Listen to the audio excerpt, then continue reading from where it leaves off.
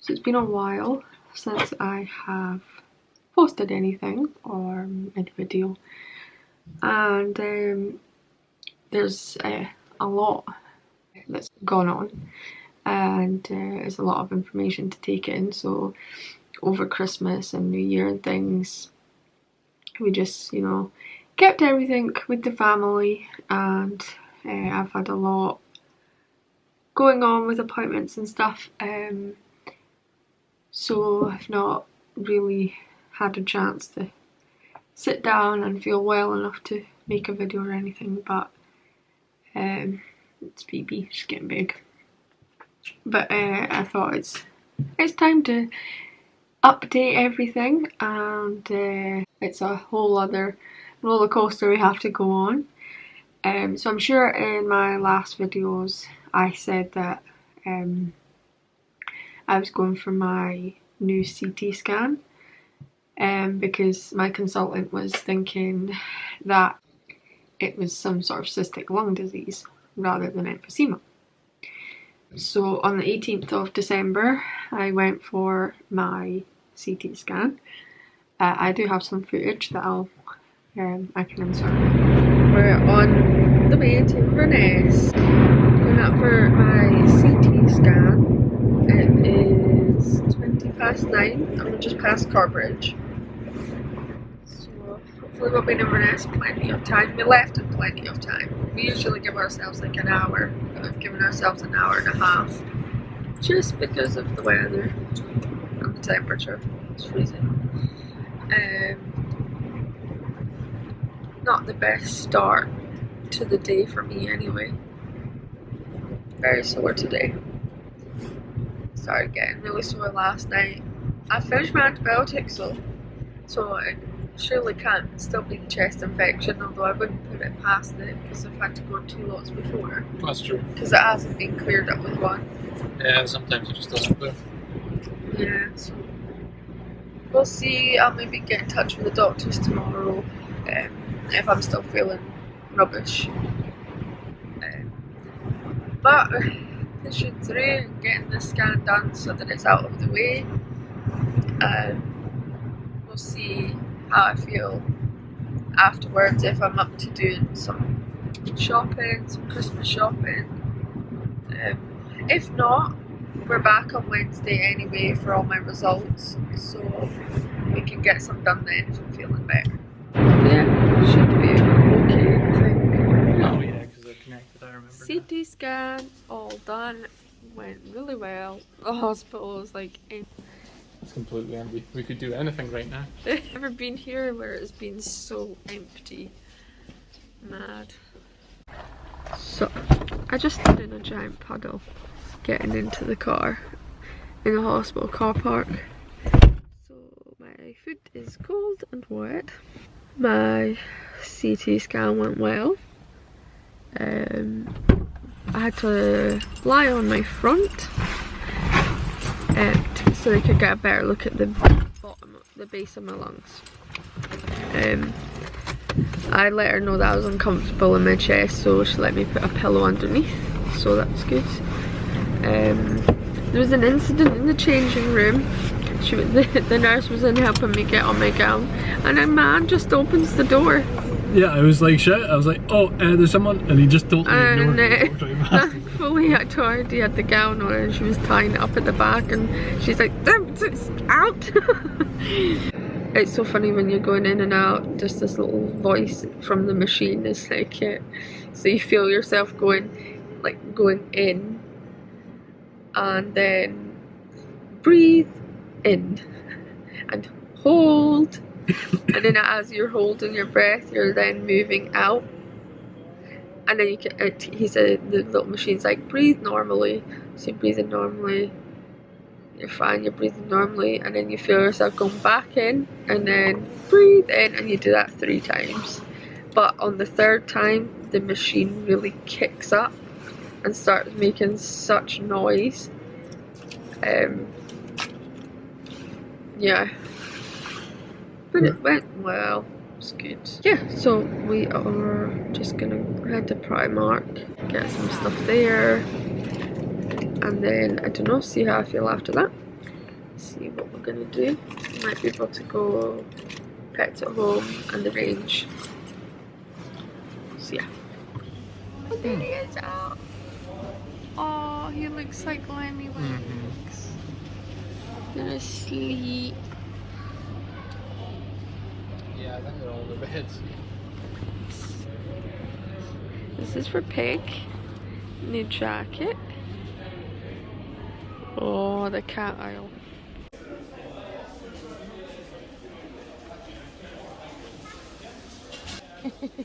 Darby's. Here's the leopard gecko. His name is Hubert. Hubert the leopard gecko. And his sister Patricia. Patricia and Hubert. Oh, he's watching. Hmm? He's watching. What, Patricia and Hubert? I see a bit of a snake. Oh, there's a bit of a snake in there. A snake. Oh, the pets are spoiled. Do Americans have Burger King? Yeah, sure. I don't know. I'm really tired. Do you love how I came to a gym to your bastard? This time, to feel a bit achy. Yeah, But I think, bound to. but as I get more tired, I get achy. Uh-huh. This has to be the best place to have a meal either ever. Because you can spy on people. They're way better than McDonald's ones. These No. actually taste like chicken. You're completely wrong. Anyway, trade it by for now. Went for that. We didn't obviously get results or anything. And then on the 21st of December, I had an appointment with my consultant, and it was to get the results of the CT scan and the lung function test. And yeah, when she phoned, I kind of knew there was maybe something up. So I decided to just go myself, because so close to Christmas, I didn't want to, you know, if it was bad news, to, you know, ruin everybody's Christmas and things. So I went in myself, and we sat down, and she told me that the CT scan, and she showed me on the screen, showed hundreds of cysts on my lungs. Both lungs covered in cysts. And she said that my lung function test came back, and it was kind of a shocking result. She said that my lungs are at 17%, and normal is in the range of 70 to 100%, and I'm at 17.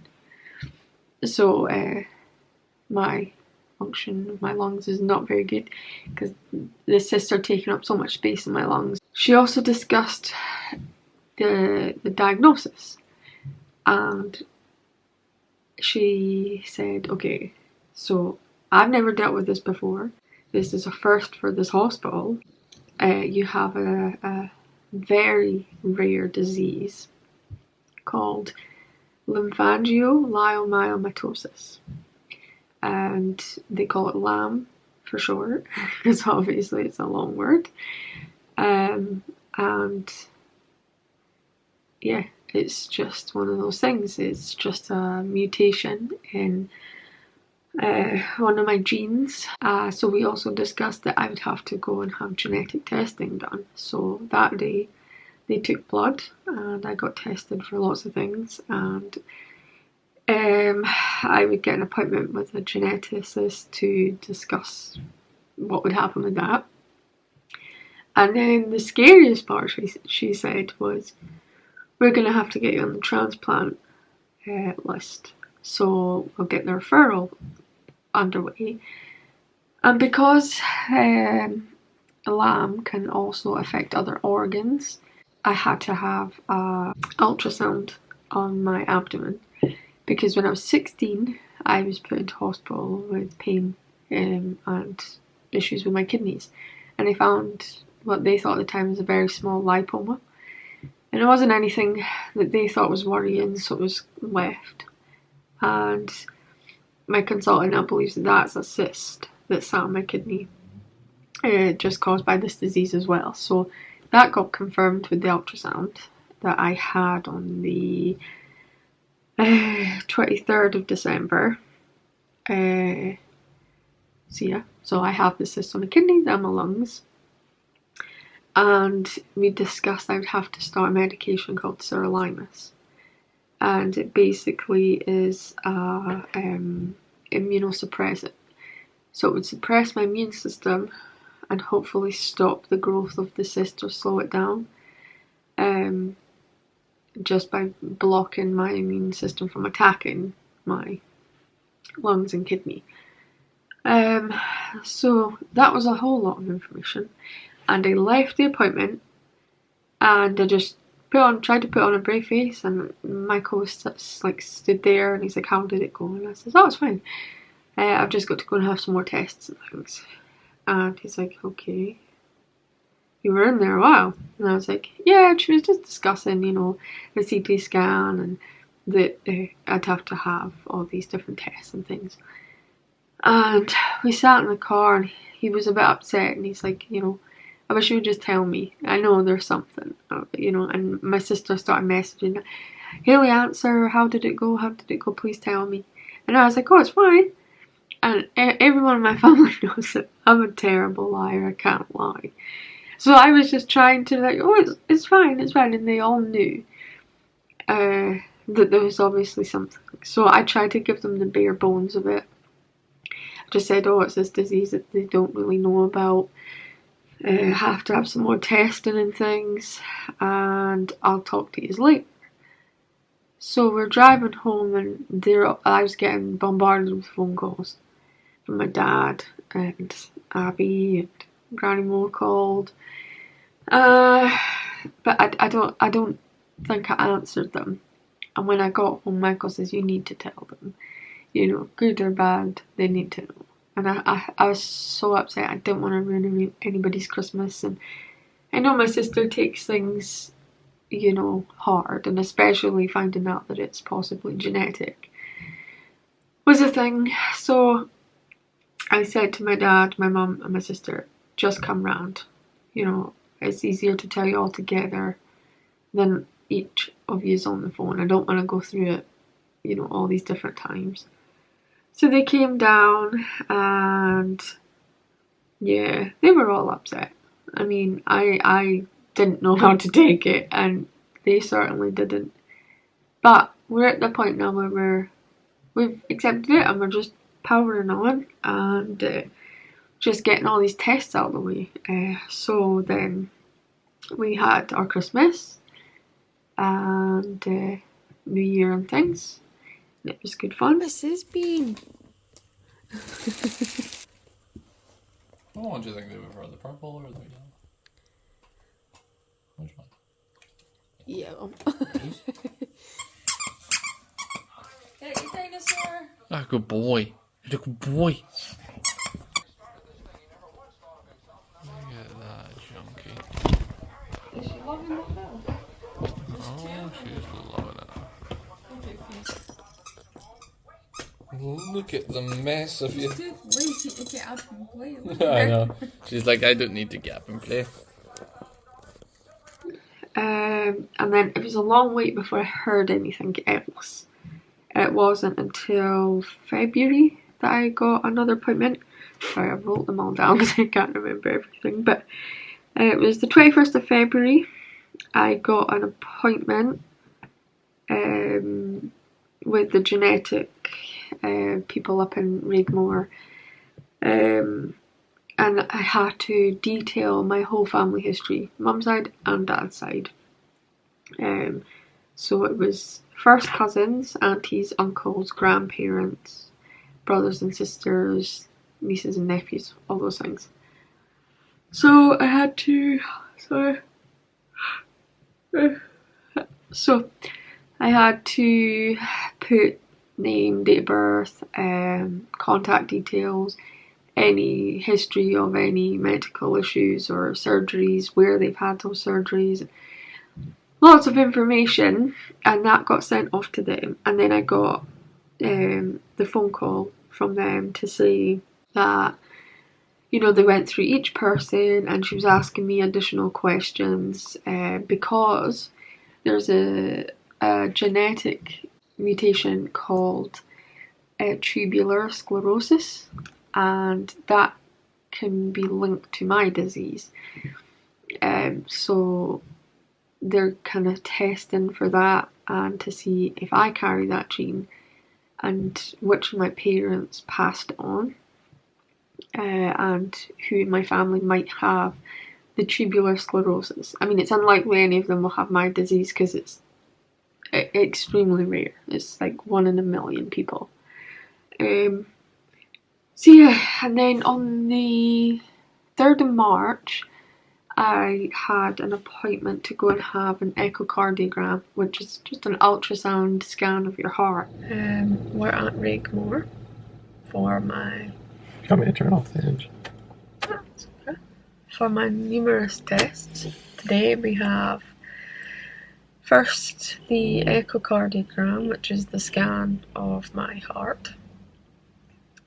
And then we're meeting with the oxygen nurse. To see if I need any like supplemental oxygen, and then I get to meet with the consultant and we're putting through my referral for the transplant, and she'll let me know the results of all the tests I had at Christmas, the ultrasound of my kidneys and liver and things. So be a wad of information today. I think we're quite used to it now. So we've arrived like half an hour early. Right. But they said the echocardiogram can take up to half an hour. The oxygen nurse, I don't know how long. I've not met with her before. I have no idea. Don't know how long that'll take. Hopefully she doesn't make me do too much because I'm sore and tired today. Where the scan for my heart is, it's right through the hospital, so we've got like a wee map. I have no idea, it's a confusing place. So hopefully we get out of here in a good amount of time and we can go get lunch at Burger King. I want to try the, like, was it the vegan Whopper thing. Also, I had a tooth out Wednesday, and it's Friday today. I had a tooth out Wednesday. It actually went well. And oh my god, you've not needed antibiotics. No, I haven't needed anything yet. There's been no pain whatsoever, and feeling it, there's no hole. It's like the gum has just totally gone over it. I'm nervous for this appointment, more so because I haven't had the scan or the oxygen lady before, so this is a first. Usually when I'm going in for like x-rays or scans, even the CT scans and stuff, I know what that is. I know what I'm going in for and what to expect and things, and how long it takes. I mean, obviously I know it's just like the ultrasound bit on my chest. And enjoy the cold gel. Hopefully. It's just always anything that you have to have your bare chest for is uncomfortable. It just is. Especially for me, I'm very like timid. You know, and I think my awkwardness makes the whole situation more awkward. I've been to see doctors and they're awkward and I'm awkward and it just ends up this big awkward thing. Just talk to them, they're just people. But I can't, I freeze. Ask them what they're doing on the weekend. They speak to me and I just make noises. Just talk to them, they're just people. I got a date for my wisdom teeth to come out. So they're coming out on the 6th of April. However, positive to this is the last thing, removals that need done for my teeth. And then once those are done, and then and healed up, then I get fed from my top bridge. And then, what's it? She said that my next appointment, she's going to work on my bottom tooth here. She's got to do some root treatment and some fillings. But the only thing that's really major left is the wisdom teeth. Bye! Yeah, that was actually quite fascinating. So they just put the gown on you, the nurse was lovely, and the ultrasound technician just rubs the jelly on and goes over your heart in between your ribs, which he had to use the little version of the little rolly thing to get in between my ribs, and he goes like between your collarbone and pushes down, pushes up on the middle of your ribs, and you hear the blood coming through your heart through the machine, and you hear lots of strange noises, but it was quite good. I didn't get any results yet for that, so who knows.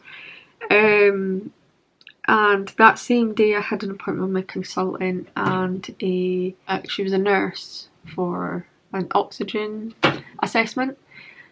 So after I had my echocardiogram, I went into my consultant's office, and the oxygen nurse was there, and they were discussing, you know, that there's one more test I need to go and have before the transplant referral can go through, which would be a bone density scan. So I waited for my appointment for that, and she was also discussing how the process of getting the transplant works and how the assessment goes, and that it's difficult and not everyone will get accepted. And yeah, obviously she was just saying, you know, this is not easy, and it's a long process. So the transplant will go through once the bone scan comes through, and I will hear within 3 months from the transplant team for my assessment. And then the oxygen nurse, she's dealt with a couple of patients who've had a single or a double lung transplant, and she said 2 out of the 4 have done really well. So I mean, that's good. And then she was showing me the oxygen cylinder and kind of how to use it, and she put it on, and I was taking nice deep breaths, and it felt so good. And then I had to do a 6-minute walk. I managed 2.5 minutes without the oxygen before the oxygen nurse said no, your oxygen is too low. And they explained that when your oxygen gets too low, it starts to damage organs, so it's unsafe for me to keep dipping that low. So now I'm on oxygen. Initially it was oxygen only for when I'm moving, so provided I'm not moving and I'm just stationary, I didn't need the oxygen. But yeah, I have this past 2 weeks I caught a really bad cold, and my oxygen has been terrible, and the doctors have advised I'm just on oxygen 24/7 until I'm over it, because I'm now on the sirolimus, which I started on the 3rd of March, that don't have the immune system to be able to fight things as well. And yeah, I got taken to hospital actually when I went to the doctors, because I wasn't getting better from this cold, it was getting worse. I went to the doctors and she said to start amoxicillin, and then about 10 minutes after I got home from that doctor's appointment, I got a call, and she said, you need to go to hospital. I've spoken to one of my colleagues, and they've said that you could, I can't remember what it was called, but something to do with white blood cells and something. So I had to go to hospital, and it was freezing. I was feeling terrible. So I went in and I got assessed, and they took loads of blood, and they said I have to stay. So I got put through to a room on my own, and went for x-rays, had more blood tests, was monitored all night, more blood tests in the morning, and the consultant came down and she just explained, you know, that it could be a viral thing, but because of my lack of immune system, it could turn bacterial in my chest. So I got put on 2 different types of antibiotics to try and get rid of it, but I was still struggling, so that was that. But after that assessment with the oxygen nurse, I got taken through to the physiotherapy suite, and the nurse there put me on 4 litres of oxygen, and I managed my 6-minute walk fine. So that was, you know, solidified in their mind that the oxygen will benefit me greatly and it's more safe for me to stay on that. So I'm between 2 and 4 litres at home and out and about, so that's fine. And on the 6th of March, they took some bloods and it came back that I've got a lack of iron, shock, but they'd not done anything with it. And because I'm on the sirolimus, because it's very toxic, it's not a nice medicine. There's a lot of side effects. There's a lot can go wrong. Currently, the side effects I've noticed are fatigue. I have spots all over my back and my arms.